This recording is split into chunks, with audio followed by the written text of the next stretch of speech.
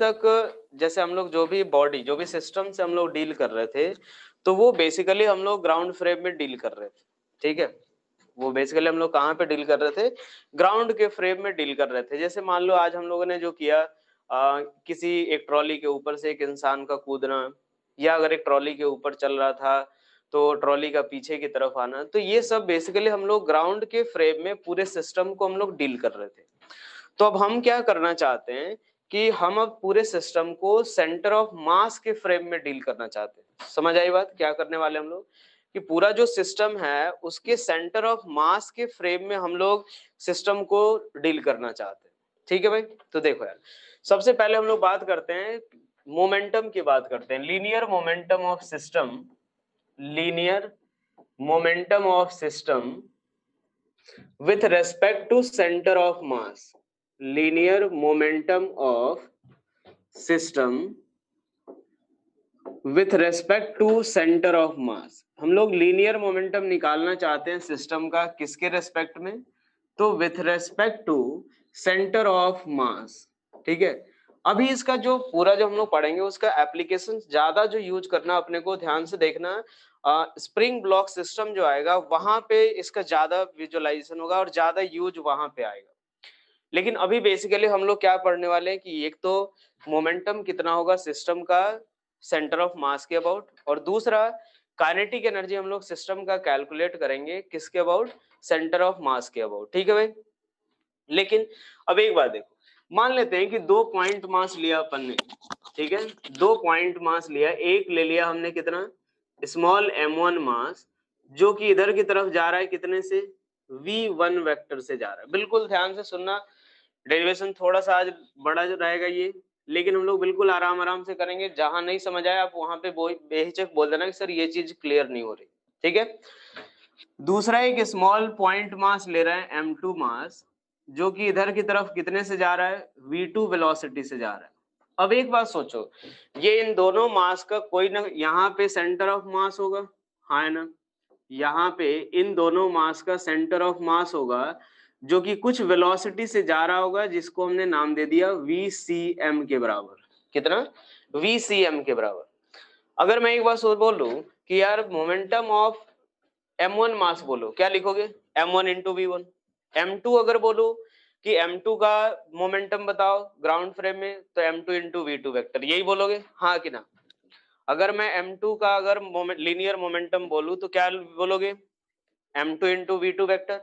m1 का बोलोगे तो m1 का अगर लिखना हो तो क्या लिखोगे, m1 इंटू v1 वेक्टर। अब लेकिन हमें क्या लिखना है कि centre of mass, sorry linear momentum of system, linear momentum of system किसके रेस्पेक्ट में, with respect to centre of mass, यानी इसके रेस्पेक्ट में जो सेंटर ऑफ मास का लीनियर मोमेंटम कितना होगा। ठीक है, तो अब एक बात सोचो, हमें क्या करना है, सेंटर ऑफ मास के ऊपर बैठ जाओ। क्या करना है, सेंटर ऑफ मास के ऊपर बैठ जाए तो क्या लिखेंगे, पहले इस चीज को देख लेते हैं कि linear momentum of first particle with respect to centre of mass plus linear momentum of second particle with respect to centre of mass. क्या बोलते हो, अगर मान लो एक से ज्यादा पार्टिकल है, दो से ज्यादा पार्टिकल हैं, तो हम ऐसे ही बहुत सारे इनको समेशन करते जाएंगे। तो बेसिकली ये होगा क्या, एक तरह से अगर हम लोग इन जनरल फॉर्म में लिखे तो क्या आएगा कि linear momentum of system with respect to centre of mass जो आएगा वो किसके बराबर, तो सिग्मा ऑफ क्या आएगा, पी आई, मतलब ith पार्टिकल का linear momentum with respect to centre of mass, i equals to 1 से लेकर के n तक। क्या बोलते हो, ये चीज क्लियर हुई, हाँ कि ना? बिल्कुल मैं आराम आराम से चल रहा हूँ जिससे आपको सारी चीजें एक ही बार में क्लियर होते जाए।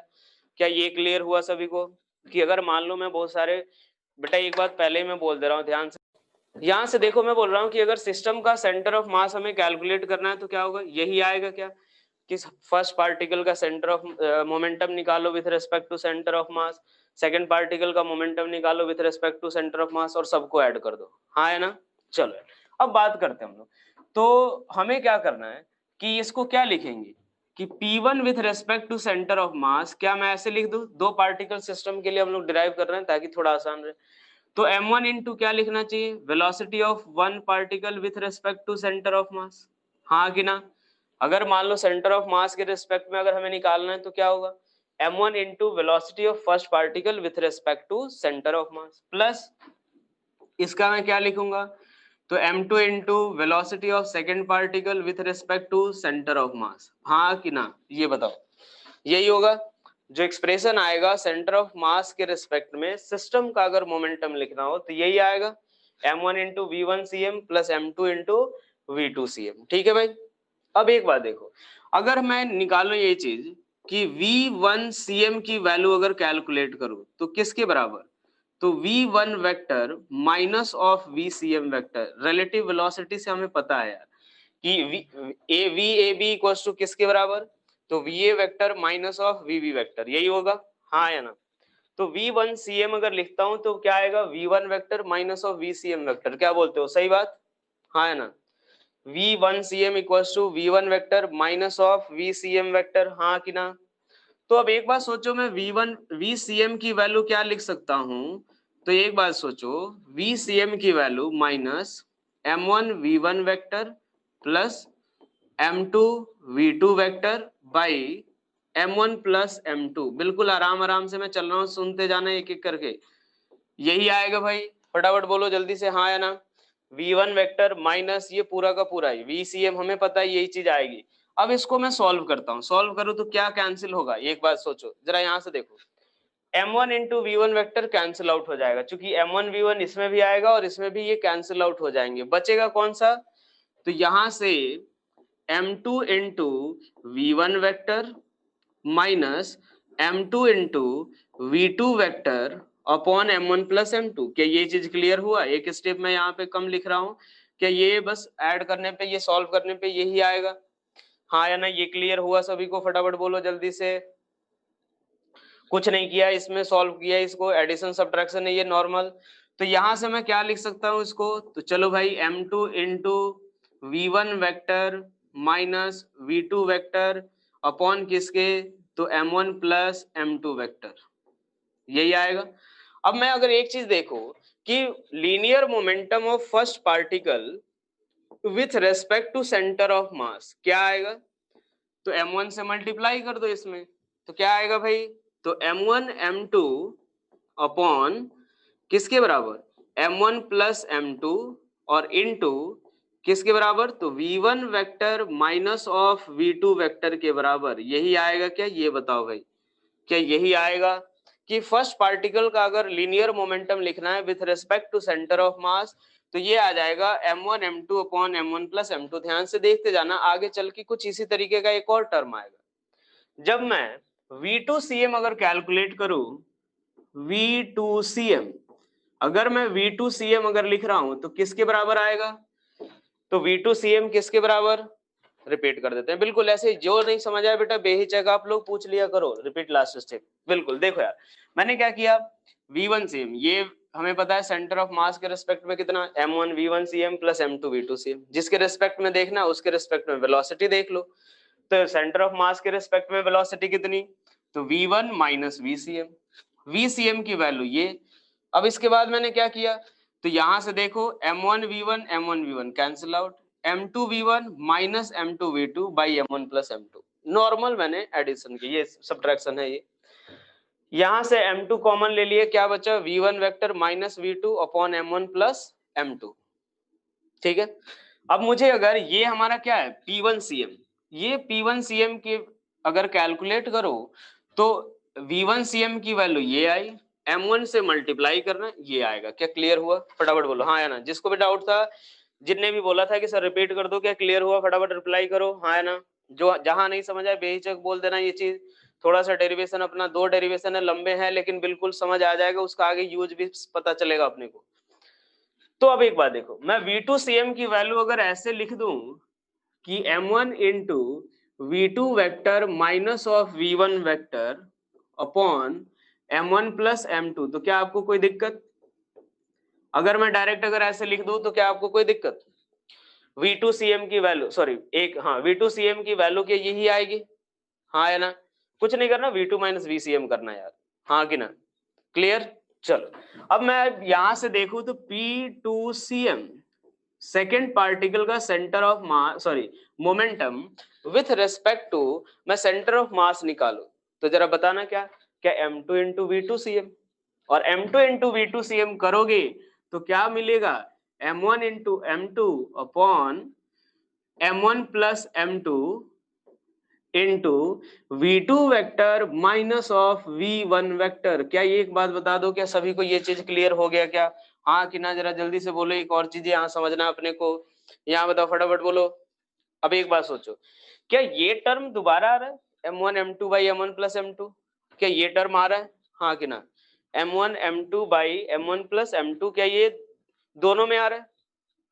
तो ये जो पार्ट होता है m1 m2 by m1 plus m2, मैं इस चीज को क्या इसको क्या बोलता हूँ, रिड्यूस्ड मास। इसको क्या बोलते हैं, रिड्यूस्ड मास। ठीक है भाई, और ये यहाँ पे भी आ रहा है तो इसको भी मैं क्या बोलूंगा, रिड्यूस्ड मास। और इसको किससे डिनोट करते हैं, तो म्यू से। इसको क्या बोलते हैं, रिड्यूस्ड मास। और इसको किससे डिनोट करते हैं भाई, तो म्यू से डिनोट करते हैं। ठीक है भाई, यानी अब मैं अगर यहाँ पे लिखूं कि सिस्टम का सेंटर ऑफ मास, सिस्टम का centre of mass with respect to sorry system का momentum with respect to centre of mass, तो मैं क्या लिख सकता हूं, जरा यहां से देखना एक बार, क्या लिख सकता हूं, तो क्या म्यू इंटू किसके बराबर, v1 vector minus v2 vector plus mu into v2 vector minus v2 vector. जरा ये सॉल्व करके बताना बेटा कितना आएगा, ये सॉल्व करके बताओ कितना आएगा, जरा ये अगर बताओ सॉल्व करेंगे कितना आएगा, फटाफट बोलो। 0, बिल्कुल, हाँ या ना। म्यू इंटू v1 यहाँ भी cancel out, mu into v2 दोनों कैंसिल आउट, तो ये किसके बराबर आ रहा है, 0 के बराबर। किसके बराबर, 0 के बराबर। यानी हमें क्या बता रहा है कि कोई भी अगर आप सिस्टम ले लो तो उसका जो मोमेंटम होगा वो हमेशा सेंटर ऑफ मास के रेस्पेक्ट में 0 ही आएगा। सही बात, सेंटर ऑफ मास के रेस्पेक्ट में 0 ही आएगा। यानी एक बात सोचो, ये मैं क्या लिख रहा हूं कि momentum of system with respect to centre of mass, मैं क्या लिख सकता हूं, momentum of system with respect to centre of mass क्या आएगा, तो sigma of M I into V I C M का समेसन, क्या बोलते हो, i इक्वल्स टू 1 से लेके n तक, और इसकी वैल्यू हमेशा ही कितनी होगी, 0 के बराबर। क्या ये चीज समझ आया सभी को? इस ये चीज आप ध्यान रखना, आगे चल के जब काइनेटिक एनर्जी में डिराइव करूंगा उस समय भी आएगा। यार एक बात वो सोचो, m1 इंटू कितना, velocity of ith particle with respect to centre of mass, इसका हमेशा समेसन कितना होगा, 0 के बराबर। यानी आप कोई भी सिस्टम ले लो, ठीक है। लास्ट स्टेप मैंने बोला कि देखो हम लोग क्या करते हैं कि यहाँ पे मैंने क्या लिखा कि momentum of ith particle with respect to centre of mass वो क्या होगा, तो पहले पार्टिकल की velocity into centre of mass, फिर दूसरे पार्टिकल की velocity with respect to centre of mass, फिर तीसरे पार्टिकल की velocity with respect to centre of mass. तो यही तो लिखूंगा मैं, हाँ है ना। तो ये बेसिकली क्या बता रहा है कि किसी भी सिस्टम का सेंटर ऑफ मास जो होगा, सॉरी लीनियर मोमेंटम जो होगा with respect to centre of mass हमेशा क्या आएगा, 0।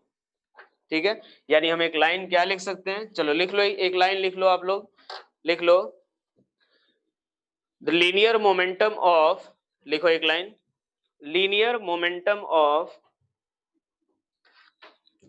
A system, linear momentum of a system with respect to linear momentum of a system with respect to its center of mass, linear momentum of a system with respect to center of mass will always be 0, will always be 0. Linear momentum of a system with respect to center of mass will always be 0। देखो ये सब concept जो है ना ढंग से हमें समझ आ गया कि हाँ यार ऐसा होता है, हमेशा ही होगा। ठीक है, क्लियर। चलो चलो अब इसके बाद अब हम लोग देखते हैं नेक्स्ट। एक बात ध्यान रखना, यहाँ पे ना तो हमने किसी एक्सटर्नल फोर्स को 0 किया है, ना ही इंटरनल फोर्स को, वो प्रेजेंट रहेंगे तब भी क्या होगा, ये सेंटर ऑफ मास के रेस्पेक्ट में मोमेंटम जीरो ही होगा। ठीक है। हाँ नमन बेटा क्या बोल रहे हो, नेटवर्क चला गया था, देख लो एक बार, कोई दिक्कत नहीं, यहाँ पे देख लो एक बार यहाँ पे। ठीक है, अगर कोई पार्ट अगर समझना हो तो बोल दो फिर से। लास्ट स्टेटमेंट मैं बोल रहा हूँ कि सेंटर ऑफ मास के रिस्पेक्ट में किसी भी सिस्टम का जो लीनियर मोमेंटम होगा वो हमेशा जीरो होगा। यही स्टेटमेंट मैंने लिखाया है कि the centre linear momentum of a system with respect to its center of mass will always be zero। Clear? फटाफट बोलो हाँ या ना, ये चीजें क्लियर हो गई, जल्दी बताओ। चलो यार क्लियर हो गया सभी को, हाँ या ना। अब इसके बाद एक और चीज हमें देखते हैं यार, मान लो ग्राउंड फ्रेम में जब हम पढ़ते हैं किसी भी सिस्टम के साथ डील करते हैं तो हम एक चीज क्या पढ़ते हैं, मोमेंटम के बारे में। तो वो हमने देख लिया, जब सेंटर ऑफ मास के रिस्पेक्ट में जब हम डील करने जा रहे हैं तो हम मोमेंटम हम पढ़ लिए। एक और चीज क्या देखते हैं, काइनेटिक एनर्जी, हाँ कि ना। एक और चीज हम क्या देखते हैं, काइनेटिक एनर्जी।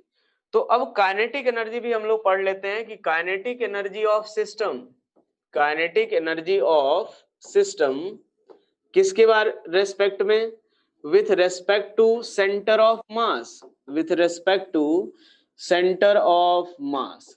ठीक है भाई, काइनेटिक एनर्जी ऑफ, या एक काम करो पहले हम लोग सिस्टम की काइनेटिक एनर्जी हम लोग निकाल लेते हैं। सिस्टम की अगर काइनेटिक एनर्जी हम कैलकुलेट करें, ठीक है, एक मिनट, सिस्टम की अगर हम काइनेटिक एनर्जी, हम तो यार जैसे नॉर्मल यार सेंटर ऑफ मास के रिस्पेक्ट में ही पढ़ लेते हैं, ठीक है, पता तो है ही अगर ग्राउंड फ्रेम में क्या होता है। Kinetic energy of system with respect to किसके, सेंटर ऑफ मास के भाई। ठीक है, हमने लीनियर मोमेंटम पढ़ लिया, अब हम क्या पढ़ेंगे कि सेंटर ऑफ मास के रिस्पेक्ट में एक सिस्टम की काइनेटिक एनर्जी कैसे लिखते हैं भाई। ठीक है, ध्यान से देखना अब इस चीज को। चलो यार अब एक बात देखो, जैसे मान लो दो पॉइंट मास हम लोग ले रहे हैं, एक स्मॉल एम मास यहाँ पे जो कि इधर की तरफ V1 से जा रहा है, और दूसरा एक स्मॉल एम मास M2 है जो कि इधर की तरफ V2 से जा रहा है। जस्ट पहले वाली कहानी की बात हो रही है, यहाँ पे इसका सेंटर ऑफ मास यहाँ पे होगा कहीं पे, ये कुछ वेलोसिटी V से cm से जा रहा होगा। ठीक है, अगर इसके रेस्पेक्ट में हमें सिस्टम की काइनेटिक एनर्जी अगर लिखनी है, इसके रेस्पेक्ट में अगर हमें सिस्टम की काइनेटिक एनर्जी लिखनी है तो मैं क्या लिखूंगा, पहले एक चीज देखो यहाँ पे। तो इसके रेस्पेक्ट में अगर लिखना है तो मैं क्या लिखूंगा, kinetic energy of system with respect to किसके, सेंटर ऑफ मास। तो जरा एक बात बताना क्या लिखोगे, 1/2 इंटू m1 इंटू कितना, V1 cm का स्क्वायर, हाँ कि ना। 1/2 m1 इंटू V1 cm का स्क्वायर प्लस, अगर ये सेकेंड मास है तो उसकी काइनेटिक एनर्जी कितना, तो 1/2 m2 इंटू V2 cm का स्क्वायर। क्या बोलते हो, सही बात, हाँ है ना। 1/2 m1 इंटू V1 cm का square plus 1/2 m2 into V2 cm का स्क्वायर, यही लिखेंगे।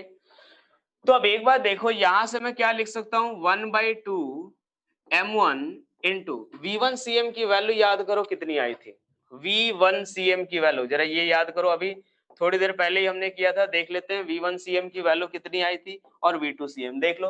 V1 cm ये आया हुआ है, V2 cm ये आया हुआ है, हाँ या ना। V1 cm वो आया हुआ है, V2 cm की वैल्यू ये आई है, क्लियर। चलो यहां से मैं देखता हूं कि V1 cm की वैल्यू किसके बराबर, तो m2 इंटू क्या आया था इसमें, V1 माइनस कितना आया था, सॉरी हाँ V1 minus V2, M1 M2 into, इनको मैं साइड में लिख देता हूं कि V1 cm इक्वल्स टू किसके बराबर, तो 1/2 m1, अरे यार क्या लिख रहा हूं, कितना आया था m2 into V1 vector minus of V2 vector upon किसके, तो m1 प्लस m2, और V2 cm की वैल्यू किसके बराबर, तो V2 cm की वैल्यू किसके बराबर, तो m1 into V2 vector minus of V1 vector upon कितना m1 प्लस m2। क्या यहां तक क्लियर हुआ सभी को, ये बताओ भाई पहले, बिल्कुल एक एक स्टेप ढंग से समझना है। देखो हम लोग सिस्टम को सेंटर ऑफ मास के रेस्पेक्ट में हम डील करने जा रहे हैं, तो इसीलिए मैं क्या कर रहा हूँ, सेंटर ऑफ मास के रेस्पेक्ट में सारी चीजें एक बार डिफाइन कर लेते हैं कि कैसे लिखते हैं। क्या इस चीज को मैं ऐसे लिख सकता हूँ क्या, जरा ये बताना। जब मैंने काइनेटिक एनर्जी पढ़ाया था तो उस समय मैंने इस चीज को क्या ऐसे लिख सकता हूँ, V1cm डॉट V1cm, हाँ कि ना, VCM स्क्वायर, क्या ऐसे लिख सकता हूँ, A square equals to A dot A dot A equals to A square plus 1/2 into M2 into किसके बराबर, V2cm डॉट V2cm के बराबर, यही आएगा भाई, V2cm यही आएगा। अब जरा एक बात देखो, यहां से अगर मैं वैल्यू पुट करूं तो 1/2 इंटू M1, ये बेसिकली उसका स्क्वायर करेंगे अपन, स्क्वायर करेंगे तो देखना क्या आएगा, M2 का स्क्वायर, जरा देखते जाओ यहाँ पे, M2 का square into V1 vector minus V2 vector का स्क्वायर, बोलो भाई हाँ है ना, जब डॉट प्रोडक्ट करोगे यही आएगा, अपॉन कितना, तो M1 प्लस M2 का स्क्वायर, हाँ है ना, M1 प्लस M2 का स्क्वायर यही आएगा। यार एक बार सोचो, यहाँ पे भी V1 माइनस V2 और यहाँ पे भी V1 माइनस V2, उन दोनों का डॉट प्रोडक्ट करोगे यही आएगा, a डॉट ए स्क्वायर, तो V1 minus V2 dot V1 minus V2, यही इसी का स्क्वायर, प्लस यहां से मैं क्या लिखूंगा, तो 1/2 M2। एक बात बताओ पहले यार, सभी को समझ आ रहा है क्या, हाँ कि ना, यहाँ तक सभी को क्लियर, फटाफट बोलो, क्लियर है सभी को, जहां नहीं समझ आए वहीं पे पूछ लेना, मैंने बार बार बोल रहा हूं मैं, ठीक है भाई। चलो M2 इंटू इन दोनों का डॉट प्रोडक्ट करोगे तो क्या आएगा, तो यार ये चीज आएगा M1 square into V2 square minus V1 vector का स्क्वायर अपॉन किसके, तो M1 प्लस M2 का होल स्क्वायर। जरा एक बात बताना, क्या इसमें से कुछ कॉमन ले सकते हो क्या आप, क्या इसमें से कुछ कॉमन ले सकते हो आप, हाँ या ना, क्या इसमें से कॉमन ले सकते हैं, जरा कॉमन लेके देखते हैं। अरे भाई ले तो सकते हैं ना दोनों में से कॉमन यार, इन दोनों टर्म में से कॉमन क्या ले सकते हैं, तो जो कॉमन ले सकते हैं ना वो लेकर के देखते हैं। तो चलो यार 1/2, यहां से M1 M2 दोनों में ऊपर से कॉमन ले लो, चलो ठीक है भाई, M1 M2 दोनों में से कॉमन ले लो, नीचे से तो M1 प्लस M2 का स्क्वायर कॉमन ले लो। जरा देखना बेटा, मैं इसका यूज सिखाऊंगा और आगे चल के काफी ढंग से यूज आएगा इसका, तो पहले बिल्कुल ढंग से हम लोग समझ लेते हैं कि आता कहां से ये चीज है, इसीलिए मैं बोल रहा हूँ कि आज इंपॉर्टेंट है काफी, ठीक है। इनटू किसके बराबर आएगा, तो यहां से देखो ये कितना, इसमें से क्या बचेगा M2 इंटू, एक मिनट है, एक बात बताओ, मैं ये भी लिख सकता हूं क्या कि V1 vector minus V2 vector का square equals to V2 vector minus V1 vector का स्क्वायर, क्या ऐसा लिख सकता हूं क्या, ये बताओ, क्या मैं ऐसा लिख सकता हूं, फटाफट बोलो यार। एक बात सोचो, a माइनस बी का whole square equals to b minus A का होल स्क्वायर, हाँ कि ना, अगर इसमें किसी को डाउट हो तो बोलो, फिर मैं एक्सपेंड करके दिखा भी दूं। यार इसको क्या लिखेंगे, v1 square plus v2 square minus 2v1 v2 cos theta, इसको भी क्या लिखोगे, v1 square plus v2 square minus 2v1 v2 cos theta, भाई यही लिखोगे ना, अरे हाँ है ना, तो इसीलिए दोनों बराबर। तो मैं एक चीज और कॉमन ले लेता हूं, क्या, तो v1 माइनस v2 का square, v1 vector minus v2 vector का स्क्वायर, बचा कितना, जरा ये देख लो, तो m2 प्लस m1, क्लियर, ये बताओ, जब मैं ये सारी चीजें कॉमन ले लूं, क्या M2 प्लस M1 बचेगा, इसमें से M2 और इसमें से M1, यही चीज मैंने लिख दिया, क्या ये दोनों एक दूसरे को काट पीट कर लेंगे भाई, हाँ कि ना, ये इससे कट कैंसिल आउट हो जाएगा, अरे हाँ कि ना, तो अब बताओ क्या बचेगा, जरा वो चीज देखो यार, जरा थोड़ी देर पहले जो आया था उसी टाइप का कुछ बचेगा, मैं इसको रब कर देता हूँ यहाँ पे, क्या बच जाएगा यहाँ से, तो देखो kinetic energy of system with respect to centre of mass किसके बराबर, तो 1/2 M1 M2 by M1 plus M2, थोड़ी देर पहले आया था क्या ये चीज, हाँ या ना, into V1 vector minus V2 vector का स्क्वायर, क्या बोलते हो, सही बात, हाँ या ना, V1 vector minus V2 vector का स्क्वायर यही आएगा। अब एक बार सोचो, मैंने m1 m2 by m1 plus m2 को मैंने क्या नाम दिया था, रिड्यूस्ड मास, और इसको किससे डिनोट किया था, तो म्यू से। क्लियर, इसको किससे डिनोट किया था मैंने, म्यू से। और v1 माइनस v2 क्या हमारी relative velocity, v1 minus v2 क्या हमारी रिलेटिव वेलोसिटी, क्या बोलते हो, सही बात, हाँ है ना, ये हमारा क्या हो जाएगा, रिलेटिव वेलोसिटी। तो अब देखो kinetic energy of system with respect to centre of mass में क्या लिखूंगा, तो 1/2 म्यू इंटू वी रिलेटिव का स्क्वायर, क्या लिखूंगा, kinetic energy of system with respect to centre of mass क्या आएगा बेसिकली, तो 1/2 into mu into V relative का स्क्वायर, क्या बोलते हो, सही बात। पहले क्या आता था, हाफ एम वी स्क्वायर, किसके फ्रेम में, ग्राउंड फ्रेम में। यहाँ पे क्या आएगा, 1/2 mu into V relative square, mu क्या है हमारा, रिड्यूस्ड मास। क्या ये समझ आया पहले, क्या ये समझ आया पहले, ये बताओ। कॉमन कैसे, कॉमन देख लो, बिल्कुल देख लो भाई, कॉमन नहीं समझ आया ना, देखो ये 1/2 दोनों में कॉमन ले लिया, m1 m2 दोनों में कॉमन ले लिया, ये स्क्वायर कॉमन ले लिया दोनों में, ये भी दोनों में कॉमन ले लिया, बचा कौन सा, m2 प्लस m1, सही बात, क्लियर हो गया, हाँ कि ना। तो अब एक बात देखो, थोड़ा सा अलग क्या समझ में आया अपने को, कि यार एक बात देखो, अगर मान लो कोई भी अगर सिस्टम का सेंटर ऑफ मास अगर हमें ग्राउंड फ्रेम में लिखना है तो क्या लिखेंगे, हाफ एम वी स्क्वायर। लेकिन अगर उस सिस्टम का सेंटर ऑफ मास अगर लिखना है, जैसे मान लो इन्हीं दोनों का ग्राउंड फ्रेम में लिखना रहता तो क्या लिखते हैं आप, half M V one square plus half M one V one square plus half M two V two square. Centre of mass frame में लिखना हो तो क्या लिखोगे, तो 1/2 into mu into V relative square. Clear ये चीज, हाँ है ना। अगर यहाँ पे अगर लिखना हो तो अगर सेंटर ऑफ मास के रिस्पेक्ट में तो क्या लिखोगे, 1/2 into mu into V relative square, हाँ कि ना। सेंटर ऑफ मास के रिस्पेक्ट में लिखना हो तो कैसे लिखेंगे, तो 1/2 into mu into V relative square. Ground frame में तो 1/2 m1 v1 square plus 1/2 m2 v2 square, यही आएगा।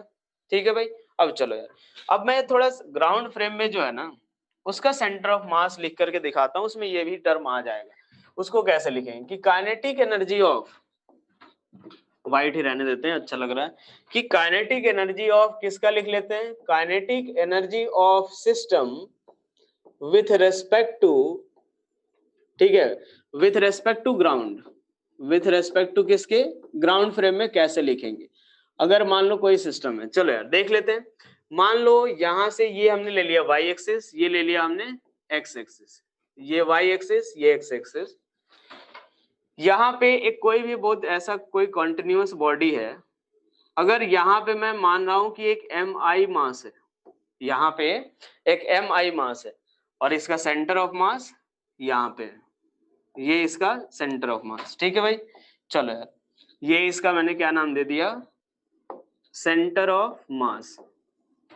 अगर मैं एक बात देखो, इनका पोजीशन वेक्टर अगर लिखो तो इसका पोजीशन वेक्टर ये, इसका पोजीशन वेक्टर ये, और इसका पोजीशन वेक्टर ये, यही आएगा। ठीक है भाई, क्लियर ये चीजें, हाँ है ना। इसको मैंने क्या नाम दे दिया, RCM, इसको मैंने क्या नाम दे दिया, RICM, और इसको क्या नाम दे दिया, RI वेक्टर। क्लियर, किसको क्या नाम दिया, क्या सभी को समझ आ गया, हाँ कि ना। ये सेंटर ऑफ मास का पोजीशन वेक्टर RCM, ये ith मास का position vector with respect to centre of mass, और ये ith मास का पोजीशन वेक्टर। क्या मैं एक चीज बताओ, ये जो दोनों इन दोनों का रिजल्टेंट ये होगा, इसका और इसका रिजल्टेंट ये, मैं ऐसे लिख सकता हूं क्या, RI वेक्टर इक्वल्स टू, तो RCM vector plus RICM vector, हाँ कि ना। RI vector equals to RCM vector plus RICM, हाँ कि ना। तो मैं अगर इसको डिफरेंशिएट करूं तो DRI वेक्टर जो आएगा बाई DT इक्वल्स टू किसके बराबर भाई, तो DRCM vector by DT plus DRICM vector by DT, क्या बोलते हो, सही बात, हाँ कि ना। DRI vector equals to DRCM vector plus DRICM vector by DT। Clear हुआ ये चीज, ठीक है। मैं इसको ऐसा लिख सकता हूं, velocity of ith particle equals to velocity of centre of mass plus velocity of ith particle with respect to centre of mass. हाँ या ना? Velocity of ith particle equals to क्या लिखोगे? तो velocity of centre of mass plus velocity of ith particle with respect to centre of mass. और अगर एक बात सोचो, मैं अगर लिखना हो मुझे कि kinetic energy of system with respect to ground, system with respect to ground, तो मैं क्या लिखूंगा कि सिग्मा ऑफ यानी 1/2 mi इंटू वी आई का स्क्वायर और उसका समेसन। सही बात, क्लियर ये चीज। अगर मान लो मेरे पास अगर ith मास का अगर काइनेटिक एनर्जी लिखना हो तो मैं half mi V I square लिखूंगा, लेकिन अगर पूरे सिस्टम का लिखना हो तो उसका समेसन कर दूंगा। क्लियर? मैं इसको फिर से ऐसे क्या लिख सकता हूं, तो चलो भाई 1/2, ये सिग्मा अभी रहने देते हैं इधर की तरफ, sigma 1/2 mi into V I vector को मैं क्या लिख सकता हूं, V I vector dot V I vector. सही बात है कि नहीं? अभी यार a डॉट ए स्क्वायर, तो वी आई वेक्टर की वैल्यू पुट करते हैं, sigma 1/2 mi into V I vector को क्या लिखूंगा मैं, तो V I C M vector plus V C M vector, और इसका डॉट प्रोडक्ट किसके साथ, तो खुद इसी के साथ, तो V I C M vector plus V C M vector. समझ आ रही बात? कुछ नहीं कर रहा हूं मैं, एक एक करके वैल्यू पुट कर रहा हूं, कोई बड़ा काम नहीं कर रहे हैं अपन, बस एक एक करके वैल्यू पुट कर रहा हूं। ठीक है भाई, अब इसका डॉट प्रोडक्ट करते हैं, देखो कितना सही अगला एक चीज सीखने को मिलेगा, 1/2 mi, ठीक है भाई, इनटू यहां से इसका इसके साथ डॉट प्रोडक्ट करो, क्या मिलेगा, तो V I C M square. हाँ है ना? इसका इसके साथ डॉट प्रोडक्ट करो तो क्या V I C M square, अरे हाँ है ना? इसका इसके साथ डॉट प्रोडक्ट करूं तो क्या V I C M square, इसका इसके साथ डॉट प्रोडक्ट करूं तो क्या लिखूंगा, वी सी एम स्क्वायर। हाँ है ना? वी सी एम का वी सी एम के साथ करूं तो वी सी एम स्क्वायर। समझ आ रही बात सभी को? प्लस अब एक बात सोचो, इसका इसके साथ और इसका इसके साथ अगर मैं करूंगा तो क्या मिलेगा, 2VICM डॉट VCM।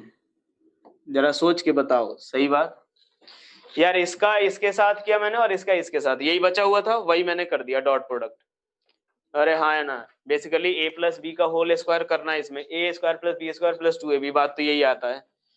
अरे हाँ है ना?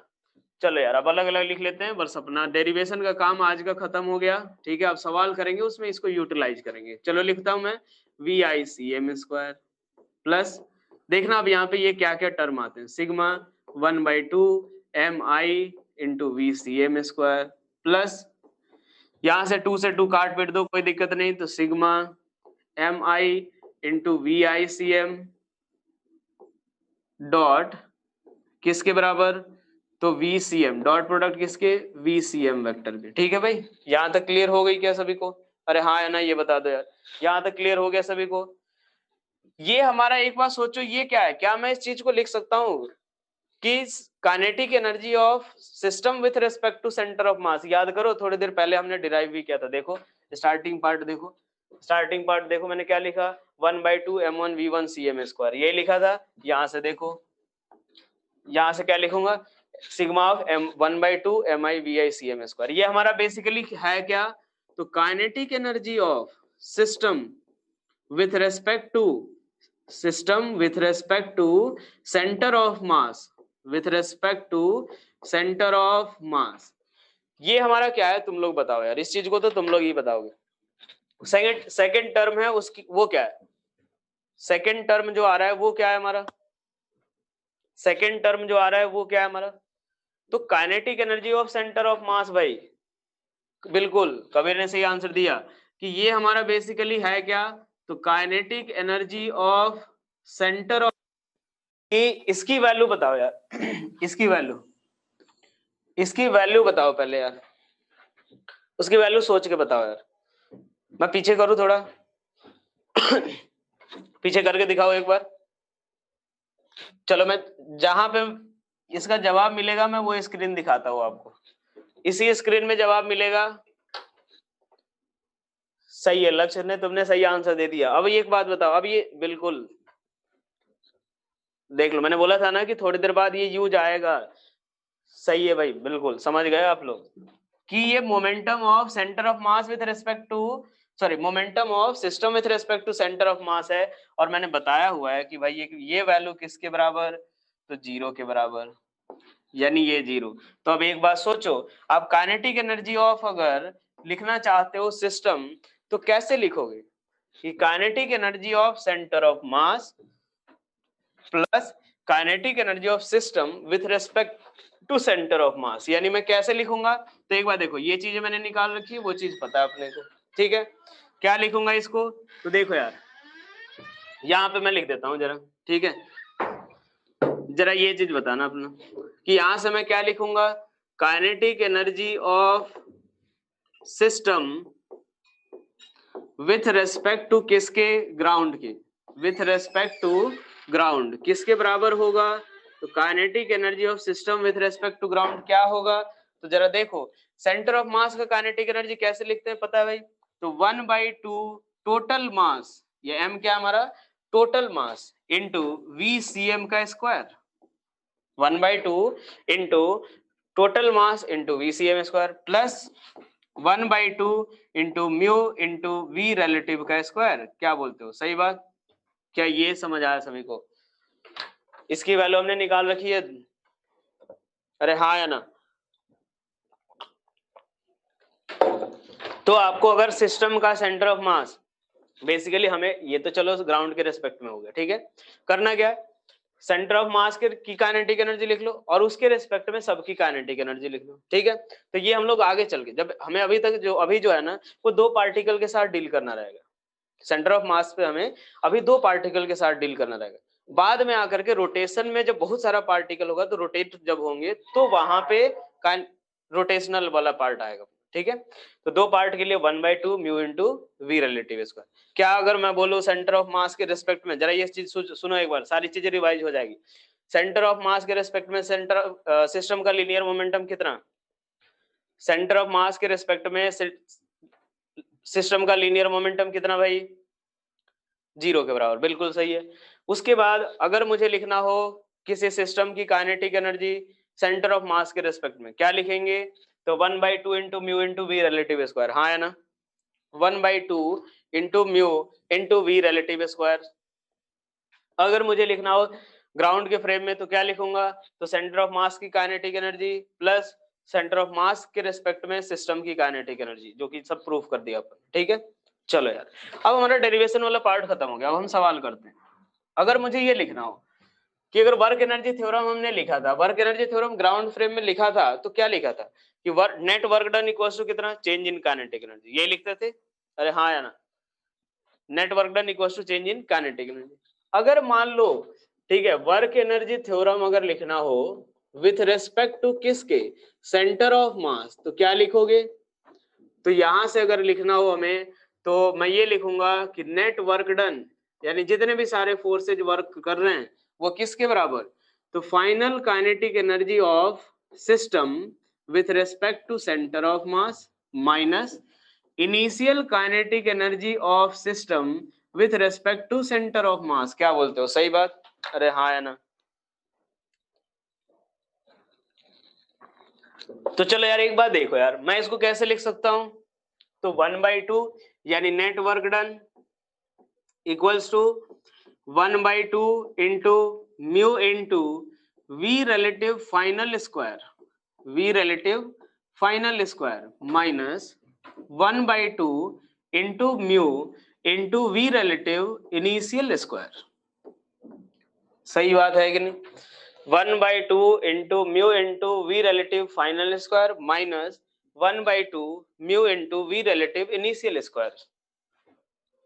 तो यहां से मैं ऐसे लिख सकता हूं कि 1/2 इंटू म्यू कॉमन ले लो, बचा कौन सा, V relative final square minus V relative initial square.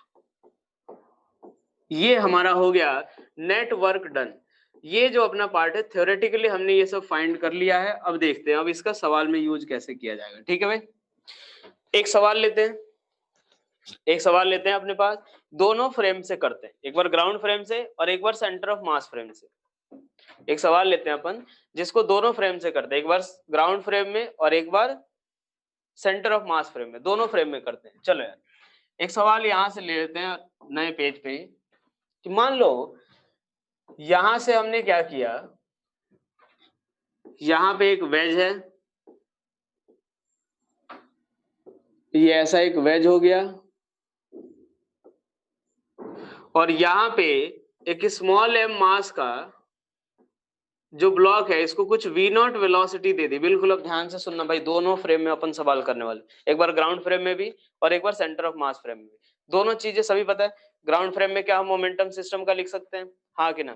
क्या ग्राउंड फ्रेम में मोमेंटम लिख सकते हैं सिस्टम का, हाँ कि ना? अरे भाई फटाफट बोलो हाँ या ना। क्या हम लोग काइनेटिक एनर्जी लिख सकते हैं, वर्क डन, सारी चीजें लिख सकते हैं। सेंटर ऑफ मास के फ्रेम में भी हम लोग मोमेंटम हमें पता है कितना होगा, हमेशा ही 0 होगा, और दूसरी चीज काइनेटिक एनर्जी हम लोग लिखने जानते हैं। तो चलो यार पहले हम लोग सॉल्व करेंगे, इसका मास हम लोग कैपिटल एम लेते हैं। हमें सवाल ये दिया हुआ है कि find the height h, find maximum height h, find maximum height h attained by small m mass, attained by small m mass, attained by small m mass. ठीक है भाई, मतलब एक बात सोचो, ये पूरा का पूरा जो सरफेस है, सॉरी सिस्टम है, वो कहां पे रखा हुआ है, एक स्मूथ सरफेस के ऊपर। ये कैसा है, स्मूथ सरफेस के ऊपर है। जरा पहले मुझे ये चीज बताओ यार कि जैसे ही मान लो मैं अगर जैसे इस बॉल को, ये सॉरी स्मॉल एम मास को प्रोजेक्ट करूंगा, तो क्या दोनों मूव करेंगे या एक ही मूव करेगा, ये बताओ। ये फिक्स नहीं है भाई, क्या दोनों मूव करेंगे या एक ही मूव करेगा? दोनों, बिल्कुल। क्या होगा, दोनों के दोनों ही मूव करेंगे। ठीक है भाई, चलो यार जब दोनों ही मूव करेंगे तो पहले मैं क्या करता हूं, with respect to ground frame करता हूं। Method 1, in ground frame, in ground frame, ground frame में हम लोग देखते हैं, ग्राउंड फ्रेम में अगर हम लोग सॉल्व करना चाहें तो अब एक बात सोचो पहले, बिल्कुल एकदम समझ आना चाहिए सारी चीजें। क्वेश्चन रिपीट कर देता हूं मैं। देखो हुआ क्या है, ये एक वेज है, इसके ऊपर हमने एक स्मॉल एम मास रख के और इसको प्रोजेक्ट कर दिया वी नॉट वेलोसिटी।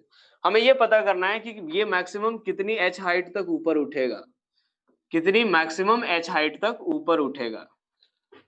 ठीक है भाई, कितना ऊपर एच हाइट तक उठ सकता है ये, यही हमें फाइंड करना है। तो अब एक बात समझो, क्या एक्स डायरेक्शन में नेट फोर्स सिस्टम पे 0, हाँ कि ना? एक्स डायरेक्शन में नेट फोर्स 0, एक्स डायरेक्शन में नेट फोर्स 0 के बराबर, अरे हाँ है ना? तो नेट फोर्स 0 एक्स डायरेक्शन में, यानी एफ एक्सटर्नल इन एक्स डायरेक्शन कितना भाई, 0। तो मैं क्या लिख सकता हूं, क्या P initial in X direction equals to P final in X direction. अब हमें पता है क्या करना है कि जितना जहां जहां जैसा देखो कि हमें दो इक्वेशन लिखने हैं अभी, एक मोमेंटम का, दूसरा एनर्जी का, काइनेटिक एनर्जी मतलब वर्क एनर्जी थ्योरम ऐसे लिख सकते हो।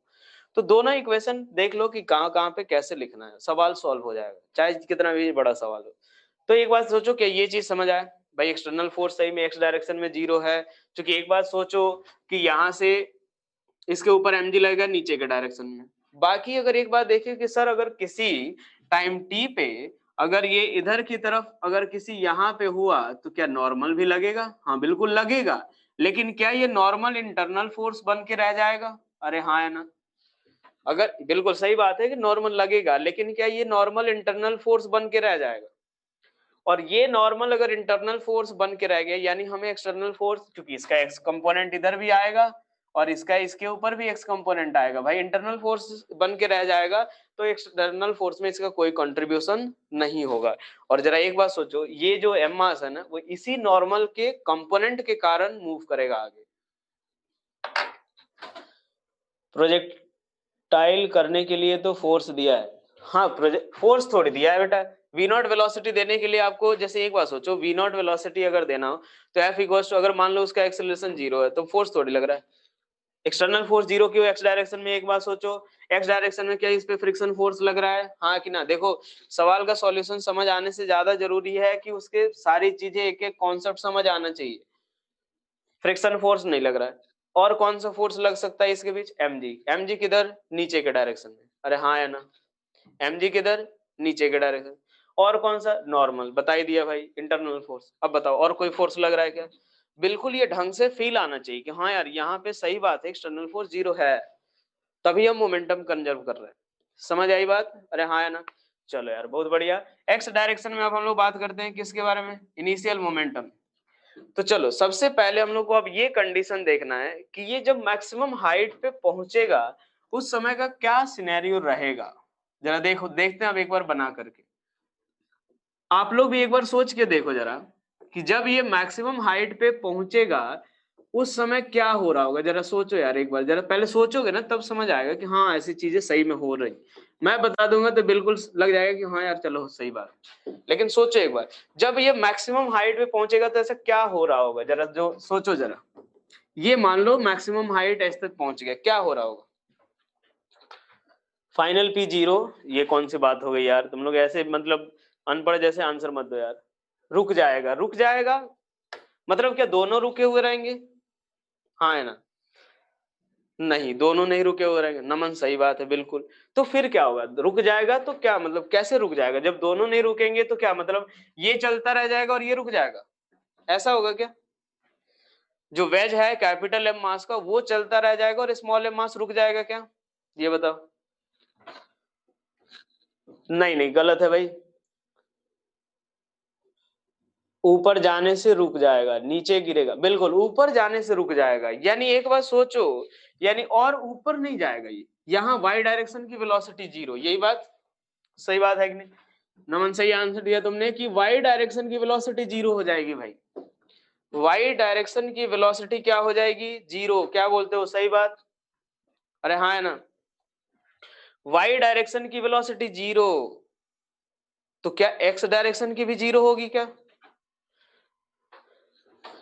हॉरिजॉन्टल वेलोसिटी रह जाएगी, बिल्कुल हॉरिजॉन्टल वेलोसिटी रह जाएगी। क्या दोनों की सेम या अलग अलग? हॉरिजॉन्टल वेलोसिटी रह जाएगी, सही बात है। दोनों की सेम की अलग? दोनों की सेम की अलग? हॉरिजॉन्टल वेलोसिटी दोनों की सेम या अलग? सही बात है भाई, दोनों की वेलोसिटी हॉरिजॉन्टल डायरेक्शन में क्या होगी? सेम होगी। यही सब चीज सोचना है अपने को, यही सब सवाल थोड़ा सा अच्छा हो जाता है।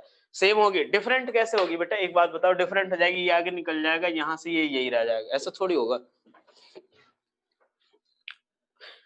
अरे भाई फटाफट बोलो।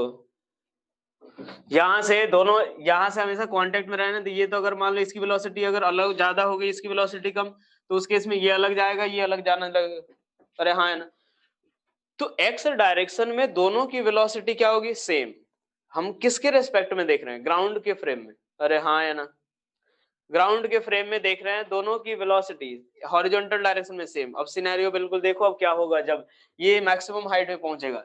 ये वी नॉट वेलोसिटी से प्रोजेक्ट किया, ये ब्लॉक, अब ये क्या होगा? ये ऐसे जाएगा, ये थोड़ा ऊपर चढ़ता जाएगा, चढ़ता जाएगा, चढ़ता जाएगा, और जैसे ही मैक्सिमम हाइट पे पहुंचा तो उस समय दोनों ही साथ में जा रहे होंगे। क्या समझ आ गया? ये चीज फील आया सभी को? पहले ये बताओ, क्या ये चीज फील आ गई कि जैसे ये जैसे जैसे ऊपर चढ़ेगा ये भी इसकी वेलोसिटी बढ़ेगी, और एक समय आएगा जब दोनों साथ में जा रहे होंगे, वही उसकी मैक्सिमम हाइट होगी।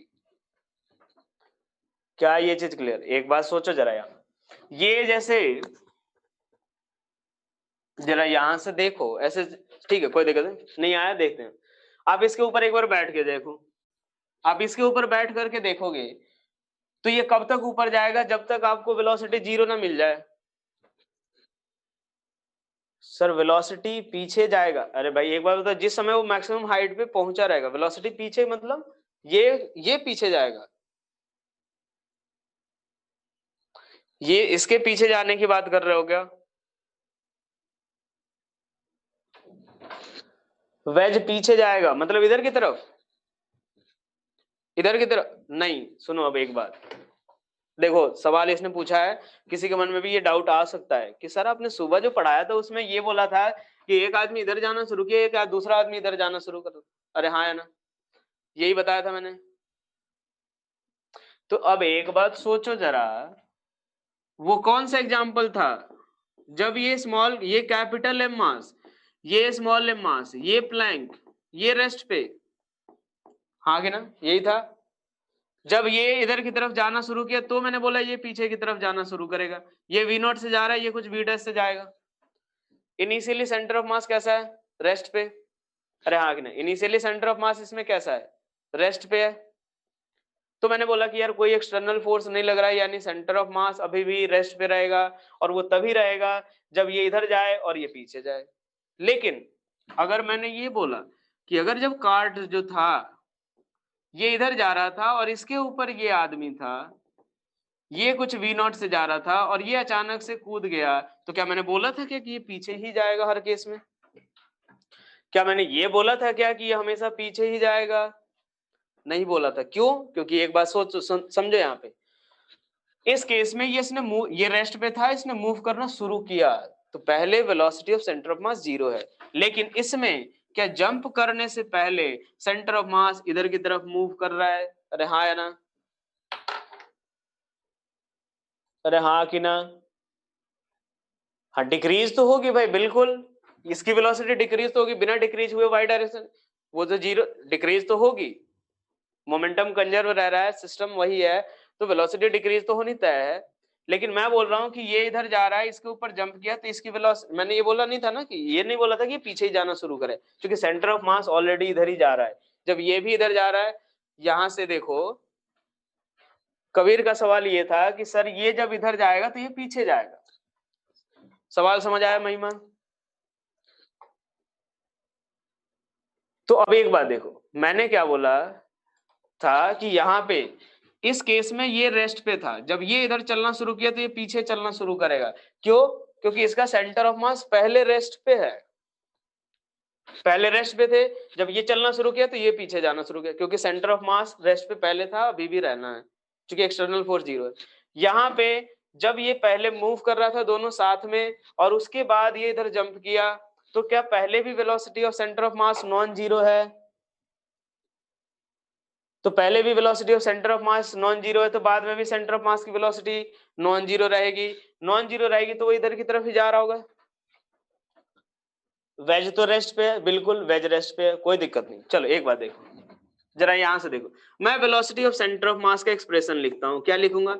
Small m into V naught plus capital M into 0 by small m plus capital M, और ये मुझे लगता है नॉन जीरो आ रहा है, यानी सेंटर ऑफ मास जो है वो इस डायरेक्शन में मूव कर रहा है भाई, वो जीरो नहीं है। वो भले ये रेस्ट पे रह जाए, क्या दिक्कत है भाई? सिस्टम का एक पार्टिकल मूव कर रहा है, यानी सेंटर ऑफ मास मूव कर रहा है। अरे समझ आया?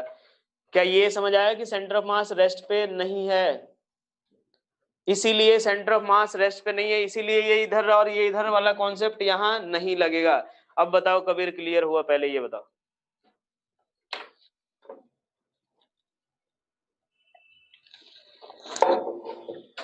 हाँ, वेज रेस्ट पे है ना, तभी तो मैंने m इंटू 0 लिया, वेज रेस्ट पे है। बिल्कुल, लेकिन एक बात सोचो, मैंने क्या बोला था? आप जो बोल रहे हो महिमा कि सर इस केस में ये भी तो मूव कर रहा है, तो पहले मूव कर रहा है या मैं पहले से ले रहा हूं कि ये रेस्ट पे है? मैंने क्या बोला था कि ये पहले रेस्ट पे है दोनों, और इसने सडनली मूव करना शुरू किया, अब ये किधर जाएगा? सवाल ये था अपना, वहां पे सवाल ये था कि ये रेस्ट पे है, ये अचानक मूव करना शुरू किया, तो किधर मूव करेगा? मैंने ये नहीं बोला था कि ये दोनों मूव कर रहे हैं, मैंने ये बोला कि ये दोनों रेस्ट पे हैं, जब ये इधर मूव करेगा तब ये किधर मूव करेगा। क्लियर? अब बताओ भाई, किसी को कोई डाउट? समस्या बेटा? ये देखो सही, सबसे सेंटर ऑफ मास का सबसे सही पार्ट हम लोग पढ़ रहे हैं, जो थोड़ा अच्छा है, ठीक है? तो इसीलिए इसमें डाउट आए बेहिचक पूछो, 10 मिनट 15 मिनट लगाएंगे अपन। इसमें सवाल जो लिखा हुआ रहेगा, उस पर लिखा हुआ रहेगा आपको कि a man plus plank system is initially at rest, यहाँ लिखा हुआ रहेगा कि a man plus plank system is initially at rest, suddenly man has started to move with velocity v naught, now in which direction and with what velocity capital M mass will move? अब clear हो गया होगा। अरे भाई बोलो, अरे हाँ है ना। हाँ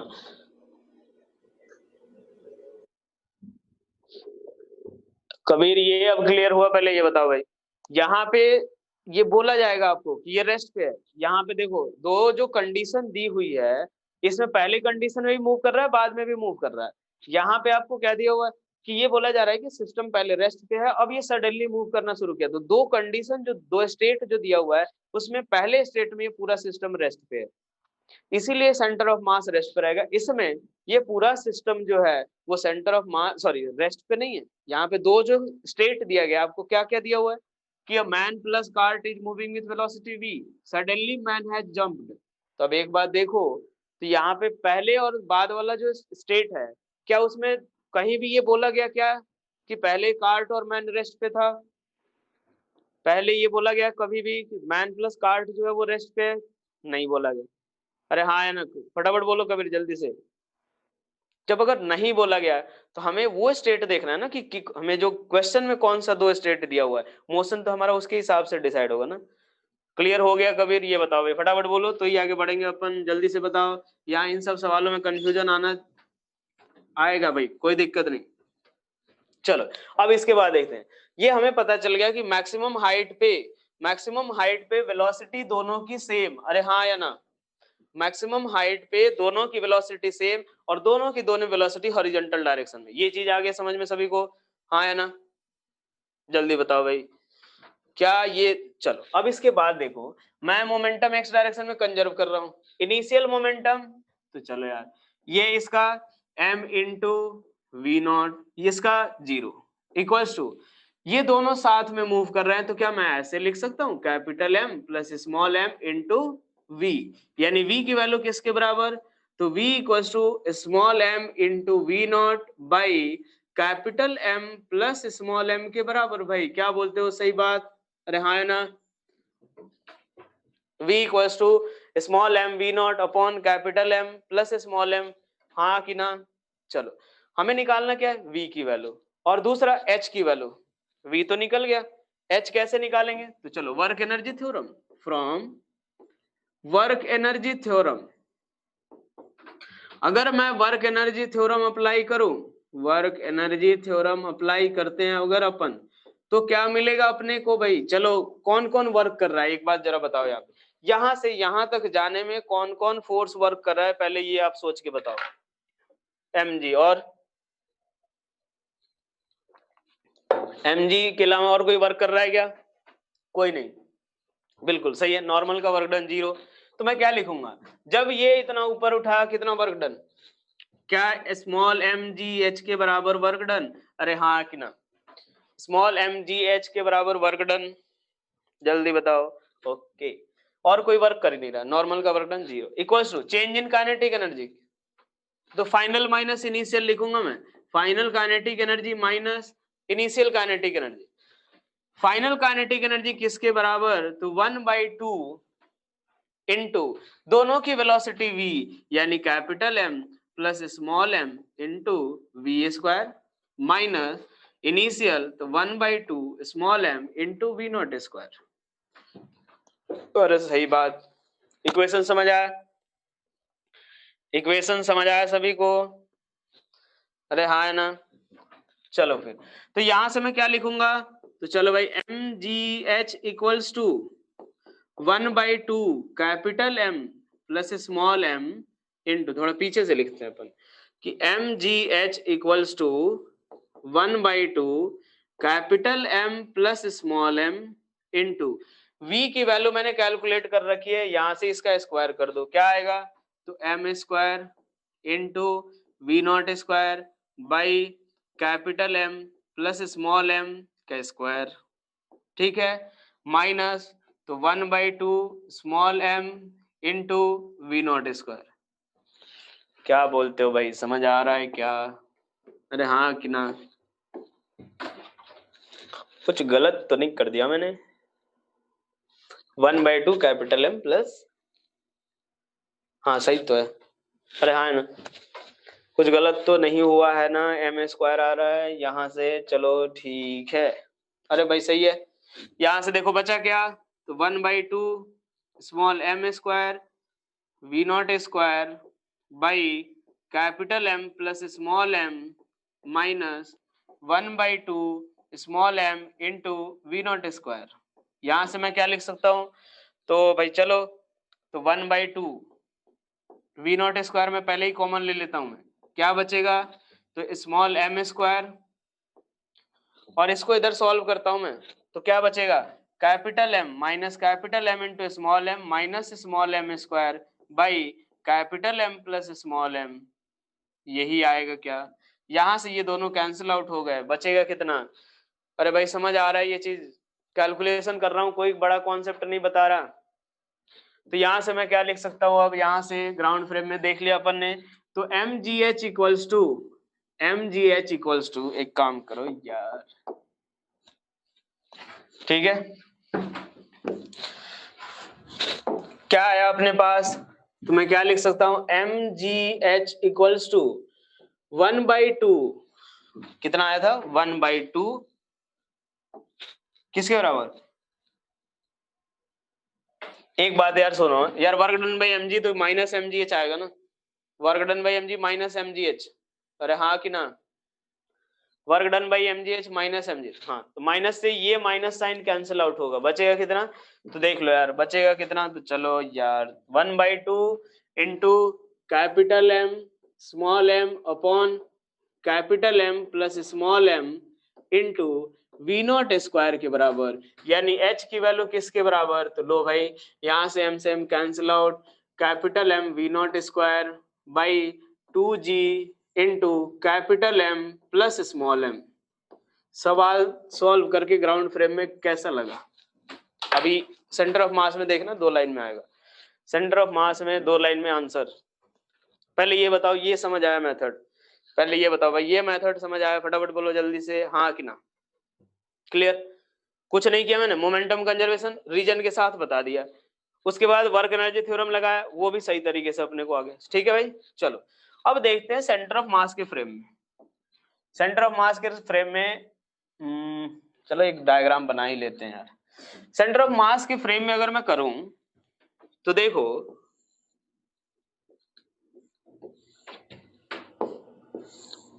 ये स्मॉल m मास, ये v नॉट वेलोसिटी से जा रहा है, ये कैपिटल M मास।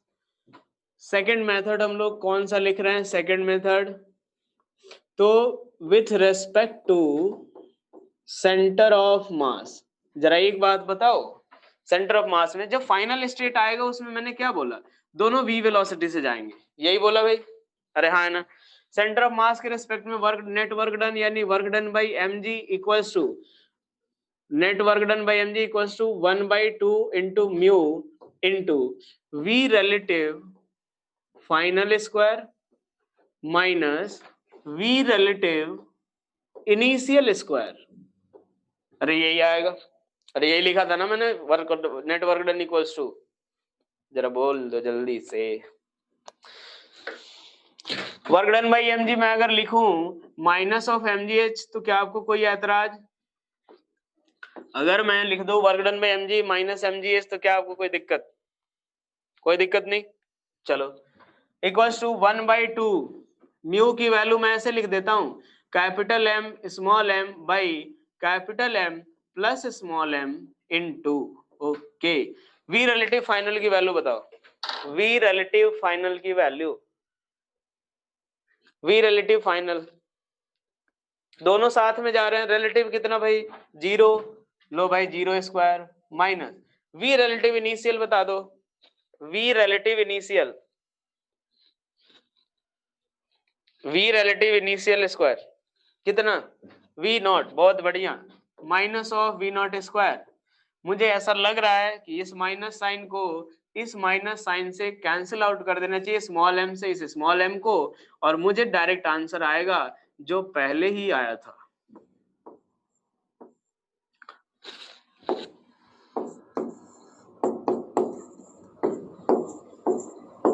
देखना पहले वाला आंसर और दूसरा वाला आंसर सेम, मुझे तो लग रहा है, अरे भाई फटाफट बोलो यार।